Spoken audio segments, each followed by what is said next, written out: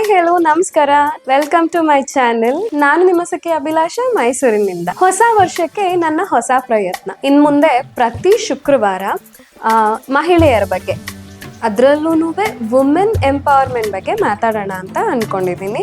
So every Friday ಒಂದು ಹೊಸ series ಥರ ಪ್ರತಿ ಶುಕ್ರವಾರನೂ ಬರುತ್ತೆ. ದಯವಿಟ್ಟು ಈ ವಿಡಿಯೋಗಳನ್ನ ನೋಡಿ, ಹಾಗೆ ನಿಮ್ಮ ಫ್ರೆಂಡ್ಸ್ ಆ್ಯಂಡ್ ಫ್ಯಾಮಿಲಿ ಜೊತೆ ಶೇರ್ ಮಾಡ್ಕೊಳ್ಳಿ.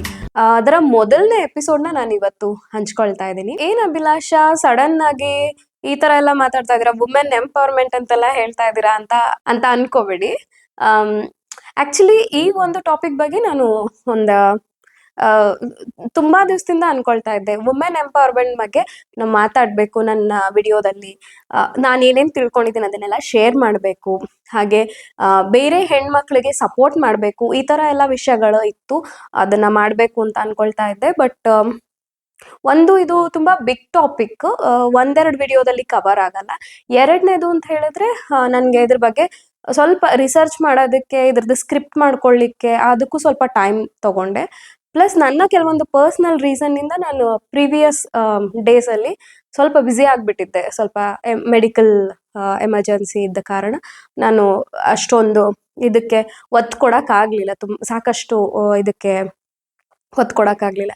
ಹಾಗಾಗಿ ಇವಾಗ ಇದನ್ನು ಶುರು ಮಾಡೋಣ ಅಂತ ಅಂದ್ಕೊಂಡೆ. ಹೇಗೂ ನ್ಯೂ ಇಯರ್ ಬರ್ತಿತ್ತಲ್ಲ, ನ್ಯೂ ಇಯರಿಂದ ಅಂದರೆ ಹೊಸ ವರ್ಷದಿಂದ ಹೊಸ ಪ್ಲೇ ಲಿಸ್ಟ್ನ ಮಾಡಿ ನಿಮ್ಮ ಹತ್ರ ಹಂಚ್ಕೊಳ್ಳೋಣ, ಒಂದು ಹೊಸ ಪ್ರಯತ್ನವನ್ನು ಮಾಡೋಣ ಅಂತ ಅಂದ್ಕೊಂಡಿದ್ದೀನಿ. ಹಾಗೆಯೇ ಈ ನನ್ನ ಪ್ರಯತ್ನ ಸಕ್ಸಸ್ಫುಲ್ ಆಗಬೇಕು ಅಂತ ಹೇಳಿದ್ರೆ ನಿಮ್ಮೆಲ್ಲರ ಸಪೋರ್ಟ್ ನನಗೆ ಖಂಡಿತವಾಗಿಯೂ ಬೇಕು. ದಯವಿಟ್ಟು ಈ ವಿಡಿಯೋ ಯಾರೆಲ್ಲ ನೋಡ್ತಾ ಇದ್ದೀರಾ, ದಯವಿಟ್ಟು ನಿಮ್ಮ ಫ್ರೆಂಡ್ಸ್ ಆ್ಯಂಡ್ ಫ್ಯಾಮಿಲಿ ಜೊತೆ ಶೇರ್ ಮಾಡ್ಕೊಳ್ಳಿ. ಹಾಗೆ ಯಾರಿಗೆ ಇದರ ಅವಶ್ಯಕತೆ ಇದೆ ಅವ್ರ ಜೊತೆ ನೀವು ಹಂಚ್ಕೊಳ್ಳಿ. ಮತ್ತು ಇದರ ರಿಲೇಟೆಡ್ ನಿಮ್ಮ ಸ್ಟೋರೀಸ್ ಆಗಿರಬಹುದು, ಅಥವಾ ನಿಮ್ಮ ಸಜೆಷನ್ಸ್ ಇರಬಹುದು, ಅಥವಾ ನಿಮ್ದೇನಾರು ಎನ್ಕ್ವೈರಿ ಇರಬಹುದು, ಅದನ್ನೆಲ್ಲ ನನಗೆ ನೀವು ಕಮೆಂಟ್ ಮೂಲಕ ತಿಳಿಸ್ಬೋದು. ಹಾಗೆಯೇ ನನ್ನ ಇನ್ಸ್ಟಾಗ್ರಾಮ್ ಅಲ್ಲಿ DM ಕೂಡ ಮಾಡಬಹುದು. ನಾನು ಪರ್ಸ್ನಲಿ ನಿಮಗೆ ನನ್ನ ಸಪೋರ್ಟ್ ಏನಿದೆ ಅದನ್ನು ನಾನು ಕೊಡ್ತೀನಿ ಅಂತ ನಾನು ಪ್ರಾಮಿಸ್ ಮಾಡ್ತೀನಿ. ಸೊ ಬನ್ನಿ ವುಮೆನ್ ಎಂಪವರ್ಮೆಂಟ್ ಬಗ್ಗೆ ಮಾತಾಡೋಣ. ಹೊಸ ವರ್ಷಕ್ಕೆ ಸಾಕಷ್ಟು ಜನ ಅಂದರೆ ನಿಮ್ಮಲ್ಲಿ ತುಂಬ ಜನ ನ್ಯೂ ಇಯರ್ ರೆಸೊಲ್ಯೂಷನ್ ಅಂತ ತಗೊಂಡಿರ್ತೀರಾ ಅಲ್ವಾ? ಡೆಫಿನೆಟ್ಲಿ ಸಾಕಷ್ಟು ಜನ ಅಂತ ತಗೊಂಡಿರ್ತೀರಾ. ಒಂದು ಟ್ರಿಪ್ ಇರಬಹುದು, ಅಥವಾ ಒಂದು ಫಿಟ್ನೆಸ್ ಇರಬಹುದು, ನಂತರ ಅಥವಾ ಬೇರೆ ಇನ್ಯಾವುದೋ ಒಂದು ಇರಬಹುದು. ನೀವೆಲ್ಲ ರೆಸೊಲ್ಯೂಷನ್ಗಳು ತಗೊಂಡಿರ್ತೀರ ಅಲ್ಲ, ನ್ಯೂ ಇಯರ್ ನ್ಯೂ ಚೇಂಜ್, ಏನಾದರೂ ಒಂದು ಪ್ಲ್ಯಾನ್ ಇದ್ದೇ ಇರುತ್ತೆ. ಸೊ ನಿಮ್ಮೆಲ್ಲರಲ್ಲೂ ನನ್ನದೊಂದು ರಿಕ್ವೆಸ್ಟ್, ಒಂದು ಸ್ಮಾಲ್ ರಿಕ್ವೆಸ್ಟ್. ನೀವೇನೇ ರೆಸೊಲ್ಯೂಷನ್ ತಗೊಂಡಿದ್ರು ಅದರ ಜೊತೆಗೆ ಒಂದು ಸಣ್ಣ ಒಂದು ಏನು ಹೇಳ್ಬೋದು, ರೂಲ್ಸ್ ಅಂತ ಹೇಳ್ಬೋದು, ಅಥವಾ ಸಣ್ಣದೊಂದು ಆ್ಯಡ್ ಮಾಡ್ಕೊಳ್ಳಿ. ಏನಪ್ಪ ಅಂತ ಹೇಳಿದ್ರೆ, ಹೆಣ್ಣು ಮಕ್ಕಳಿಗೋಸ್ಕರ ಏನಾದರೂ ಒಂದು ಆ್ಯಡ್ ಮಾಡಿ. ಮೇ ಬಿ ಅದು ವುಮೆನ್ ಎಂಟರ್ಪ್ರಿನರ್ಸ್ನ ಸಪೋರ್ಟ್ ಮಾಡೋದಿರಬಹುದು, ವುಮೆನ್ ಯೂಟ್ಯೂಬರ್ಸ್ನ ಸಪೋರ್ಟ್ ಮಾಡೋದಿರಬಹುದು, ಅಥವಾ ಮಾರಲ್ ಸಪೋರ್ಟ್, ನಿಮ್ಮ ಸುತ್ತಮುತ್ತ ಇರೋ ಹೆಣ್ಮಕ್ಳಿಗೆ ಮಾರಲ್ ಸಪೋರ್ಟ್ ಆಗಿರಬಹುದು, ಅಥವಾ ನಿಮಗೆ ಎಲ್ಲೇ ಒಂದು ಹೆಣ್ಮಗು ಕಂಡ್ರು ಒಂದು ರೆಸ್ಪೆಕ್ಟ್ಫುಲ್ ಆಗಿ ನಡ್ಕೊಳ್ಳೋದಿರಬಹುದು. ಈ ಥರ ಒಂದು ಸಣ್ಣ ಸಣ್ಣ ರೆಸೊಲ್ಯೂಷನ್ಗಳನ್ನ ತಗೊಳ್ಳಿ, ಸಣ್ಣ ಸಣ್ಣ ರೂಲ್ಸ್ನ ನೀವು ಆ್ಯಡ್ ಮಾಡ್ಕೊಳ್ಳಿ.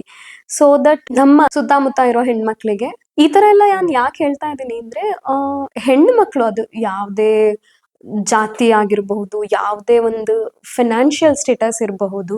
ಸೊ ಪ್ರತಿಯೊಂದು ಕಡೆ ಒಂದಲ್ಲ ಒಂದು ರೀತಿ ಹೆಣ್ಣು ಮಕ್ಕಳಿಗೆ ತೊಂದರೆ ಆಗೋದಂತೂ ನಿಜ. ಅದು ಇಲ್ಲ, ಸುಳ್ಳು ಅಂತ ಹೇಳಲಿಕ್ಕೆ ಸಾಧ್ಯನೇ ಇಲ್ಲ. ಸೊ ಹಾಗಾಗಿ ಎಲ್ಲೋ ಒಂದು ಕಡೆ ನಮ್ಮ ಸಮಾಜದಲ್ಲಿ ಹೆಣ್ಮಕ್ಳನ್ನ ಸುರಕ್ಷತೆಗೊಳಿಸೋದಕ್ಕೆ ಒಂದು ಸಣ್ಣ ಪ್ರಯತ್ನ. ಯಾಕೆಂದರೆ ಇದು ಯಾರೋ ಅಲ್ಲಿ ಚೇರಲ್ಲಿ ಕೂತಿರೋರು ಮಾಡೋಕ್ಕಾಗೋದಿಲ್ಲ. ಏಕೆಂದರೆ ಸೊಸೈಟಿ ಬದಲಾಗೋದು ನಮ್ಮಿಂದ, ನಮ್ಮ ಸಮಾಜ ಬದಲಾಗೋದು ನಮ್ಮಿಂದ ಅಲ್ವಾ? ಸೊ ಅದಕ್ಕೆ ಇದೊಂದು ಸಣ್ಣ ರಿಕ್ವೆಸ್ಟು, ಒಂದು ಸಣ್ಣ ಪ್ರಯತ್ನ ನೀವು ಮಾಡಿ. ಹಾಗೆಯೇ ನಿಮ್ಮವರಿಗೆ, ನಿಮ್ಮ ಸುತ್ತಮುತ್ತಲ ಇರೋರಿಗೆ ಪ್ರೇರೇಪಿಸಿ. ಇದು ಲೀಸ್ಟ್ ಯಾವುದಾದ್ರೂ ಸಣ್ಣ ಮಗು ಓಡಾಡ್ತಾ ಇದ್ರೆ ಒಂದು ಸ್ವಲ್ಪ ಆ ಮಗುದು ಸೆಕ್ಯೂರಿಟಿ ಬಗ್ಗೆ ಯೋಚನೆ ಮಾಡೋದಿರಬಹುದು. ಯಾವುದಾದ್ರೂ ಒಂಟಿ ಮಗು ಹೋಗ್ತಾ ಇದ್ರೆ ಅದ್ರ ಬಗ್ಗೆ ಸ್ವಲ್ಪ ಕೇರ್ಫುಲ್ ಮಾಡೋ ಅಂಥದ್ದಿರಬಹುದು. ಈಗ ಬಸ್ಸಲ್ಲಿ ಹೆಣ್ಮಕ್ಳು ಟ್ರಾವೆಲ್ ಮಾಡ್ತಾ ಇರ್ತಾರೆ, ಅವ್ರ ಸೇಫ್ಟಿ ಬಗ್ಗೆ ಒಂದು ಗಮನ ಇಡೋದಾಗಿರಬಹುದು. ಅಟ್ಲೀಸ್ಟ್ ಏನಂತ ಹೇಳಿದ್ರೆ, ನಿಮ್ಮ ತಾಯಿಗೋ, ನಿಮ್ಮ ತಂಗಿಗೋ, ನಿಮ್ಮ ವೈಫ್, ಗರ್ಲ್ ಫ್ರೆಂಡ್ ಅವ್ರ ಕಿಚನ್ನಲ್ಲೋ ಅಡುಗೆ ಮಾಡ್ತಿದ್ರೆ ಹೆಲ್ಪ್ ಮಾಡಿ, ಅಥವಾ ಅವ್ರೇನಾದರೂ ಎಲ್ಲೋ ಹೊರಗೆ ಹೋಗ್ಬೇಕಿರುತ್ತೆ, ಸೊ ಬಸ್ಸಲ್ಲಿ ಹೋಗ್ಬೇಕಿರುತ್ತೆ, ಇಲ್ಲ ಆಟೋಲ್ ಹೋಗ್ಬೇಕಿರುತ್ತೆ, ಪ್ಲೀಸ್ ಡ್ರಾಪ್ ಮಾಡಿ ಅವರನ್ನ. ಸೊ ಈ ರೀತಿ ಸಣ್ಣ ಸಣ್ಣ ಚೇಂಜಸ್ ಗಳಿಂದ ಸಮಾಜ, ಹೆಣ್ಣು ಮಕ್ಕಳಿಗೆ ಒಂದು ಉತ್ತಮ ಸಮಾಜವನ್ನು ನಾವು ನೀಡಬಹುದು. ಎಲ್ಲದಕ್ಕಿಂತ ಮುಖ್ಯವಾಗಿ ಹೆಣ್ಮಕ್ಳನ್ನ ರೆಸ್ಪೆಕ್ಟ್ಫುಲ್ ಆಗಿ ನೋಡಿ, ಆಬ್ಜೆಕ್ಟಿಫೈ ಮಾಡಬೇಡಿ. ಇದು ನನ್ನ ರಿಕ್ವೆಸ್ಟ್. ಐ ನೋ ನೀವು ಇದನ್ನೆಲ್ಲ ಡೆಫಿನೆಟ್ಲಿ ಮಾಡ್ತೀರಾ, ಯಾಕೆಂದ್ರೆ ನಮ್ಮ ಸುತ್ತಮುತ್ತ ಇರೋ ನಮ್ಮ ಅಣ್ಣ ತಮ್ಮಂದ್ರು, ನಮ್ಮ ಗೆಳೆಯರು ತುಂಬಾ ಕೈಂಡ್ ಹಾರ್ಟೆಡ್ ಅಂತ ನಾನ್ ನಂಬಿದೀನಿ. ಡೆಫಿನೆಟ್ಲಿ ನೀವು ಮಾಡ್ತೀರಾ ಅಂತ ಅನ್ಕೊಂಡಿದೀನಿ. ಇದ್ರ ಜೊತೆಗೆ ಎಲ್ಲಾ ಹೆಣ್ಮಕ್ಳಿಗೂ ನಂದೊಂದು ಕಿವಿ ಮಾತಿದೆ, ಏನೇ ಒಂದು ಆಗ್ಬೇಕು ಅಂದ್ರೆ ನಾವ್ ಅದನ್ನ ಮಾಡ್ಬೇಕು. ನಮಗೊಂದು ಉತ್ತಮ ಸಮಾಜ ಬೇಕು ಅಂತ ಹೇಳಿದ್ರೆ ಅದನ್ನ ಮಾಡೋ ಪ್ರಯತ್ನ ನಾವು ಮೊದ್ಲು ಮಾಡ್ಬೇಕು.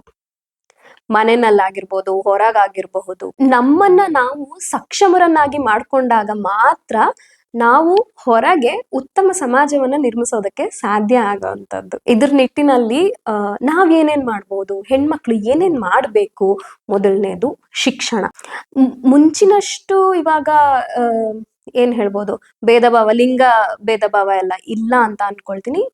ಕೆಲವೊಂದ್ ಕಡೆ ರೂರಲ್ ಕಡೆ ಈಗ್ಲೂ ಇದೆ, ಇಲ್ಲ ಅಂತ ಹೇಳಲ್ಲ. ಆದ್ರೂನು ಬೇಸಿಕ್ ಎಜುಕೇಶನ್ ಈಗ ಅದ್ರ ಬಗ್ಗೆ ನಾವು ಸಾಕಷ್ಟು ಹೆಚ್ಚಿನ ಒತ್ತನ್ನ ಕೊಡ್ಬೇಕು. ಎಜುಕೇಶನ್ ನಂತರ ಬರುವಂತದ್ದು ನಮ್ಮ ಏನು ಪ್ರೊಫೆಷನ್ ಅಥವಾ ನಮ್ ಜಾಬ್, ನಮ್ ಕರಿಯರ್ ಏನಿರುತ್ತೆ ಅದು. ನಾನ್ ಒಂದ್ ಮಾತು ಹೇಳಲಿಕ್ಕೆ ಹೇಳ್ತೀನಿ, ಯಾವುದೇ ಕೆಲ್ಸನೂ ಸಣ್ಣದ್ ಅಥವಾ ದೊಡ್ಡದು ಆಗೋದಿಲ್ಲ. ಸೊ ಕೆಲಸ ಮಾಡೋದ್ ಮುಖ್ಯ ಆಗತ್ತೆ. ಸೊ ಪ್ರತಿಯೊಂದು ಹೆಣ್ಣು ಮಗುನು ಫಿನಾನ್ಷಿಯಲಿ ಇಂಡಿಪೆಂಡೆಂಟ್ ಆಗ್ಬೇಕು. ಅದು ಕೂಡ ತುಂಬಾ ಇಂಪಾರ್ಟೆಂಟ್. ಯಾಕೆಂದ್ರೆ ಫಿನಾನ್ಷಿಯಲಿ ಇಂಡಿಪೆಂಡೆಂಟ್ ಆಯ್ತಂದ್ರೆ ಒಂದು ಹೈಯರ್ ಎಜುಕೇಶನ್ಗೆ ಹೆಲ್ಪ್ ಆಗತ್ತೆ, ಫ್ಯಾಮಿಲಿಗೆ ಹೆಲ್ಪ್ ಆಗತ್ತೆ, ಫ್ಯೂಚರಿಗೆ ಡೆಫಿನೆಟ್ಲಿ ಹೆಲ್ಪ್ ಆಗತ್ತೆ. ಸೊ ಅದು ಒಂದು. ಅದ್ರ ಜೊತೆಗೆ ನಮ್ಮ ಸುತ್ತಮುತ್ತ ಇರೋ ಬೇರೆ ಹೆಣ್ಮಕ್ಳನ್ನ ನಾವು ಪ್ರೇರೇಪಿಸೋದು, ಎಜುಕೇಶನ್ ಮತ್ತೆ ಕೆರಿಯರ್ ವಿಷಯದಲ್ಲಿ ಬೇರೆಯವರನ್ನ ಪ್ರೇರೇಪಿಸೋದು, ಅದನ್ನ ನಾವು ಕಂಟಿನ್ಯೂಸ್ಲಿ ಮಾಡ್ಬೇಕು. ಈಗ ನಾನು ಮನೆಯ ದೊಡ್ಡವಳು, ಮನೆಯಲ್ಲಿ ದೊಡ್ಡ ಮಗಳು ಅಂತ ಹೇಳಿದ್ರೆ ನನ್ನ ತಂಗಿ ಇರಬಹುದು, ನನ್ನ ನೆರೆ ಹೊರೆ ಇರೋ ಹೆಣ್ಮಕ್ಳು ಇರಬಹುದು, ಅವರನ್ನು ಕೂಡ ಪ್ರೋತ್ಸಾಹ ಮಾಡುವಂತದ್ದು ಅದೊಂದು. ಇದ್ರ ನಂತರ ತುಂಬಾ ಇಂಪಾರ್ಟೆಂಟ್ ಅಂತ ಹೇಳಿದ್ರೆ ಹೆಲ್ತ್. ಈ ವಿಷಯದಲ್ಲಿ ಹೆಣ್ಮಕ್ಳು ತುಂಬಾನೇ ಅಂದ್ರೆ ತುಂಬಾ ಕೇರ್ ಮಾಡ್ಬೇಕಾಗಿರುವಂತ ವಿಷಯ ಇದು. ಬಿಕಾಸ್ ಇತ್ತೀಚಿನ ದಿನದಲ್ಲಿ ನಮ್ಗೆಲ್ಲಾರ್ಗೂ ಗೊತ್ತು, ಒಂದು ಬ್ರೆಸ್ಟ್ ಕ್ಯಾನ್ಸರ್, ಇನ್ನೊಂದು ಸರ್ವೈಕಲ್ ಕ್ಯಾನ್ಸರ್ ಹೆಣ್ಮಕ್ಳಿಗೆ ತುಂಬ ಒಂದು ದೊಡ್ಡ ಶತ್ರು, ಮಹಾಮಾರಿ ಆಗ್ಬಿಟ್ಟಿದೆ. ಸೊ ಅದ್ರ ಬಗ್ಗೆ ನಾವು ಇನ್ನೊಮ್ಮೆ ಡೆಫಿನೆಟ್ಲಿ ಮಾತಾಡೋಣ. ಇದ್ರ ಜೊತೆಗೆ ಹೆಲ್ತ್ ಬಗ್ಗೆ ತುಂಬಾನೇ ಕೇರ್ ತಗೊಳ್ಬೇಕು. ಹೆಣ್ಮಕ್ಳ ಹೆಲ್ತ್ ವಿಷಯವಾಗಿ ನಾನು ಡಿಟೇಲ್ಡ್ ಆಗಿ ಮಾತಾಡ್ಬೇಕಂತ ಇದೀನಿ, ಹಾಗಾಗಿ ಅದ್ರ ಬಗ್ಗೆ ಇಲ್ಲಿ ಜಾಸ್ತಿ ಮಾತಾಡೋದಿಲ್ಲ. ಬಟ್ ಒಂದು ಹೆಣ್ಣು ಈಗ ಮನೆಯಲ್ಲಿ ನಿಮ್ಮ ತಾಯಿ ಅಥವಾ ನಿಮ್ಮ ಹೆಂಡತಿ ಅವರು ಹೆಲ್ದಿ ಆಗಿದ್ರೆ, ನೀವೇ ನೋಡಿ, ಅವ್ರು ಒಂದಿನ ಜ್ವರ ಅಂತ ಮಲ್ಕೊಂಡ್ರೆ ಮನೆ ಏನು ಉಲ್ಟಾ ಪಲ್ಟಾ ಆಗ್ಬಿಟ್ಟಿರುತ್ತೆ. ಮನೆ ಎಲ್ಲಾ ಕೆಲ್ಸಗಳು ಒಂಥರ ಸ್ತಬ್ಧವಾಗೋಗಿರುತ್ತೆ. ಸೊ ಹೆಣ್ಣು ಮಕ್ಕಳ ಹೆಲ್ತ್ ಇದೆಯಲ್ಲ, ಅದು ತುಂಬಾ ಇಂಪಾರ್ಟೆಂಟ್. ಸೊ ದಯವಿಟ್ಟು ಹೆಣ್ಮಕ್ಳು ನೀವು ಕೇರ್ಲೆಸ್ ಮಾಡ್ಕೊಳ್ಬೇಡಿ. ನಿಮ್ಮ ಹೆಲ್ತ್ ಬಗ್ಗೆ ಸ್ವಲ್ಪ ಕೇರ್ ತಗೊಳ್ಳಿ. ಹೆಲ್ತ್ ಅಂಡ್ ಹೈಜೀನ್ ಬಗ್ಗೆ ಕೇರ್ ತಗೊಳ್ಳಿ. ನಾನು ಆಗ್ಲೇ ಹೇಳ್ದೆ ಅಲ್ಲ, ಯಾವ ಕೆಲ್ಸಾನು ದೊಡ್ಡದ ಅಥವಾ ಚಿಕ್ಕದಾಗೋದಿಲ್ಲ, ಕೆಲಸ ಮಾಡೋದು ಮುಖ್ಯ ಆಗತ್ತೆ ಅಂತ. ಒಂದು ಫೇಮಸ್ ಸೇಯಿಂಗ್ ಹೇಳ್ತೀನಿ, don't be afraid to walk slow, be afraid to stand still. ಇದ್ರ ಅರ್ಥ ಏನಂತ ಹೇಳಿದ್ರೆ, ನಿಧಾನವಾಗಿ ಚಲಿಸೋದಕ್ಕೆ ಭಯ ಪಡಬೇಡಿ, ನಿಂತ ನೀರಾಗ್ಬಿಡ್ತಿರಲ್ಲ ಅವಾಗ ಭಯ ಪಡಿ ಅಂತ. ಎಷ್ಟು ಚೆನ್ನಾಗಿದೆ ಅಲ್ವಾ? ಕೆಲವರು ಓದಿರ್ತಾರೆ ಅಥವಾ ಅವ್ರದ್ದು ಫ್ಯಾಮಿಲಿ ಬ್ಯಾಕ್ ಗ್ರೌಂಡ್ ಇರಬಹುದು, ಇನ್ನೊಂದು ಮತ್ತೊಂದು ಇರಬಹುದು, ಅವ್ರಿಗೆ ಒಳ್ಳೆ ಕೆರಿಯರ್ ಆಪ್ಷನ್ ಇರಬಹುದು, ಒಳ್ಳೆ ಪ್ರೊಫೆಷನಲ್ ಅವ್ರು ಇರಬಹುದು. ಕೆಲವರಿಗೆ ಕಡಿಮೆ ಇದ್ರಲ್ಲಿರಬಹುದು. ಅವ್ರದ್ದು ಹೆಚ್ಚಲ್ಲ, ನಿಮ್ದು ಕಡಿಮೆ ಅಲ್ಲ. ಅವ್ರ ಶ್ರಮ ಅವರಿಗೆ, ನಿಮ್ಮ ಶ್ರಮ ನಿಮಗೆ. ಆನೆ ಬಾರ ಆನೆಗೆ, ಇರುವೆ ಬಾರ ಇರುವೆಗೆ. ಸೊ ಯಾವ ಕೆಲ್ಸಾನು ದೊಡ್ಡದಲ್ಲ, ಯಾವ ಕೆಲ್ಸಾನು ಸಣ್ಣದಲ್ಲ. ಕೆಲಸ ಮಾಡೋದು. ಬೆಳಿಗ್ಗೆ ಎದ್ದು ಮುಖ ನೋಡಿದಾಗ ನಾನ್ ನನಗೋಸ್ಕರ, ನನ್ನ ಫ್ಯಾಮಿಲಿಗೋಸ್ಕರ ದುಡಿತಾ ಇದ್ದೀನಿ ಅಂತ ಒಂದು ಪ್ರೌಡ್ ಫೀಲ್ ಇರುತ್ತಲ್ಲ, ಅದೇ ಇಂಪಾರ್ಟೆಂಟ್. ದಯವಿಟ್ಟು ಬೇರೆಯವ್ರ ಬಗ್ಗೆ ತಲೆ ಕೆಡಿಸ್ಕೊಳ್ಬೇಡಿ, ನಿಮ್ಮ ಕೆಲಸನ ನೀವು ಮಾಡ್ಕೊಂತ ಹೋಗಿ. ಇತ್ತೀಚಿನ ದಿನದಲ್ಲಿ ಹೌಸ್ ವೈಫಾ, ಓ ಹೋಮ್ ಮೇಕರಾ, ಓ ನೀವೇನು ಕೆಲಸ ಮಾಡ್ತಿಲ್ವಾ ಅಂತ ತುಂಬಾ ಜನ ಹೇಳಿರೋದು, ನನಗೂ ಹೇಳಿರೋದನ್ನ ನಾನು ಕೇಳಿದ್ದೀನಿ. ಸೊ ಸಾಕಷ್ಟು ಜನ ಮಹಿಳೆಯರು ಈಗ ಒಂದು 5 ವರ್ಷದಿಂದ 10 ವರ್ಷದಿಂದ ಮನೆಯಲ್ಲಿ ಗೃಹಿಣಿಯರಾಗೆ ಉಳ್ಕೊಂಡಿರ್ತಾರೆ. ಈಗೇನೋ ಒಂದು ಮಾಡಬೇಕು ಅನ್ನೋ ಆಸೆ ಇರುತ್ತೆ, ಈಗೇನೋ ಒಂದು ಬೈ ಅಂದ್ರೆ ಪ್ರೊಫೆಷನಲಿ ಮುಂದುವರಿಬೇಕು ಅನ್ನೋ ಆಸೆ ಇರುತ್ತೆ, ಅಥವಾ ಫ್ಯಾಮಿಲಿಯ ಬೇರೆ ಜವಾಬ್ದಾರಿಗಳನ್ನೆಲ್ಲ ಕಂಪ್ಲೀಟ್ ಮಾಡಿದೀನಿ, ಈಗ ನನಗೋಸ್ಕರ ಏನಾದ್ರು ಮಾಡ್ಕೊಳ್ಳೋಣ ಅನ್ನೋದಿರುತ್ತೆ. ಸೊ ಅವ್ರಿಗೊಂದು ಹೇಳ್ಬೇಕಂತ ಏನಂತ ಹೇಳಿದ್ರೆ, ಇಟ್ಸ್ ನೆವರ್ ಟೂ ಲೇಟ್. ಯಾವುದು ಇದು ನನಗೆ ಯಾರೋ ಒಬ್ರು ಹೇಳ್ತಾ ಇದ್ರು, if it is not in your 20s, may be in your 30s. If not in 30s, may be in your 40s. If not in 40s, definitely in your 50s ಅಂತ. ಅಂದ್ರೆ ಯಾವುದಕ್ಕೂ ಇದು ಟೂ ಲೇಟ್ ಅಂತ ಅನ್ಕೊಳ್ಳೋದು ಬೇಡ. ಯಾವಾಗ ನಮಗ್ ಸಾಧ್ಯನೋ, ಯಾವಾಗ ನಾವು ಮಾಡ್ಬೇಕು ಅನ್ಕೊಳ್ತೀವೋ, that is the best time. ಶುರು ಮಾಡಿ, ಏನ್ ಬೇಕಂದ್ರೂ ಮಾಡಿ. ಹೆಣ್ಮಕ್ಳು ನಾವು ಒಂದ್ 4 ಜನ ನೋಡಿ ಒಂಥರ ಸ್ಫೂರ್ತಿ ಬರುತ್ತೆ, ಒಂಥರ ಉತ್ಸಾಹ ಬರುತ್ತೆ, ನಾವು ಅವ್ರಂಗ್ ಆಗ್ಬೇಕು ಅಂತ ಅನ್ಕೊಳ್ತೀವಿ ಅಲ್ವಾ. ಡೆಫಿನೆಟ್ಲಿ ಅದು ತುಂಬಾ ಒಳ್ಳೇದು. ನಾವು ಅವ್ರಂಗ್ ಆಗ್ಬೇಕು, ನಾಳೆ ದಿನ 4 ಜನಕ್ಕೆ ನಾವು ಇನ್ಸ್ಪಿರೇಷನ್ ಆಗ್ಬೇಕು ಅನ್ನೋ ಒಂದು ಛಲವನ್ನ ನಿಮ್ಮಲ್ಲಿ ನೀವು ತಂದ್ಕೊಳ್ಳಿ. ಡೆಫಿನೆಟ್ಲಿ ಇದು ಸಾಧ್ಯ. ಒಂದು ಹೆಣ್ಣು ತನ್ನ ಲೈಫ್ ಟೈಮಲ್ಲಿ ಏನೇನೆಲ್ಲ ಅಚೀವ್ ಮಾಡ್ತಾಳೆ ಅಂತ ಅವಳಿಗೆ ಗೊತ್ತಿರೋದಿಲ್ಲ. ಯಾಕೆಂದ್ರೆ ಅಷ್ಟು ಸ್ಟ್ರಾಂಗ್ ಇರ್ತಾಳೆ ವುಮೆನ್, ಅಷ್ಟು ಸ್ಟ್ರೆಂತ್ ಇರುತ್ತೆ ಅವಳಲ್ಲಿ. ಸೊ ಡೆಫಿನೆಟ್ಲಿ ಸಾಧ್ಯ ಆಗೇ ಆಗತ್ತೆ. ಇವತ್ತು ನಾವು ಒಬ್ರಿಂದ ಇನ್ಸ್ಪಿರೇಷನ್ ತಗೊಂಡ್ರೆ, ನಾಳೆ 4 ಜನ ನಮ್ಮಿಂದ ಇನ್ಸ್ಪಿರೇಷನ್ ತಗೊಳ್ತಾರೆ. ನಾವು ನಮ್ಮ ಹೆಜ್ಜೆನ ಮುಂದಿಡೋದೆ important. Last point, but least point ಅಲ್ಲ, ಸಾಕಷ್ಟು ಬಾರಿ ನಾವು ಕೇಳಿರ್ತೀವಿ, ಹೆಣ್ಣಿಗೆ ಹೆಣ್ಣೆ ಶತ್ರು ಅಂತ. ಸೊ ಈ ಒಂದು ಪ್ರಯತ್ನದಲ್ಲಿ ನಾನು ಇದನ್ನ ಸುಳ್ಳು ಮಾಡಬೇಕು ಅಂತ ಹೊರಟಿದ್ದೀನಿ. ತುಂಬಾ ದೊಡ್ಡದು ಅಂತ ಅನ್ಸುತ್ತೆ, ತುಂಬಾ ದೊಡ್ಡ ಜವಾಬ್ದಾರಿ ಅಂತ ಅನ್ಸುತ್ತೆ ಇದು. ಬಟ್ ನೀವೆಲ್ಲ ಸಪೋರ್ಟ್ ಮಾಡಿದ್ರೆ ನಮ್ಮ ಸಮಾಜದಲ್ಲಿ ಇದೇನ್ ಹೇಳ್ತಾರಲ್ಲ, ಹೆಣ್ಣಿಗೆ ಹೆಣ್ಣೆ ಶತ್ರು ಅಂತ, ಇದನ್ನ ನಾವು ಸುಳ್ಳು ಮಾಡಬಹುದು. ಒಂದ್ಸಲ್ತಿ ಯೋಚನೆ ಮಾಡಿ. ನಾನು ಆಗ್ಲೇ ಹೇಳ್ದಂಗೆ ಸಪೋರ್ಟ್ ಮಾಡೋಣ, ಒಬ್ರಿಗೊಬ್ರು ಸಪೋರ್ಟ್ ಮಾಡೋಣ, ಒಬ್ರನ್ನ ಒಬ್ರು ಅವರ ಅವಶ್ಯಕತೆಗಳಿಗೆ ನಿಲ್ಲೋಣ, ಕೈಯಲ್ಲಿ ಎಷ್ಟು ಸಾಧ್ಯ ಅಷ್ಟು ಮಾಡೋಣ. ಸೊ ನಾವು ಬೆಳೆಯೋಣ, ನಮ್ ಸುತ್ತಮುತ್ತ ಇರೋ ಹೆಣ್ಮಕ್ಳನ್ನು ಬೆಳೆಸೋಣ. ಅದು ಯಾವುದೇ ಒಂದು ಕ್ಷೇತ್ರದಲ್ಲಾಗಿರಬಹುದು, ಬಿಸ್ನೆಸ್ ಅಲ್ಲಾಗಿರಬಹುದು, ಅಥವಾ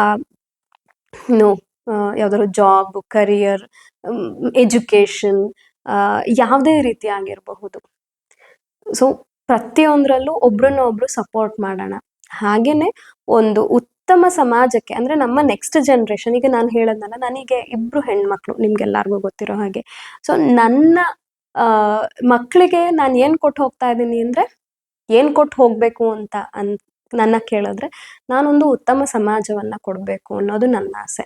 ನಾನು ಅಟ್ಲೀಸ್ಟ್ ಇಷ್ಟು ಪ್ರಯತ್ನವನ್ನ ಮಾಡಿದೀವಿ.